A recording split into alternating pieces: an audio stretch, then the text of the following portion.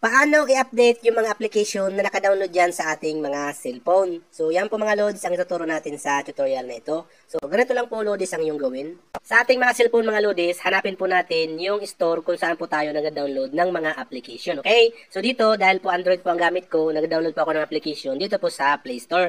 Pwede pong App Store or Huawei Store o ano man pong store dyan, Samsung Store. Hanapin nyo po yan, hindi ni-open nyo.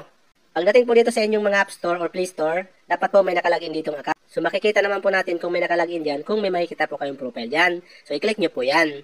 And then, pagdating po dito, hanapin nyo lang po itong Manage Apps in Devices or Apps Download. So, i-click nyo lang po.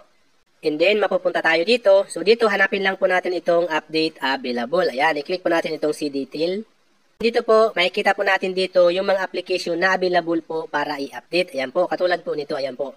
So, kung wala po dito, ibig sabihin po niyan mga loaders ay updated po yan. So, kung yung makikita nyo po dito application ay merong ganyan po update, ibig sabihin po kailangan po yung i-update. So, para po i-update siya, i-click mo lang po yung update button na yan.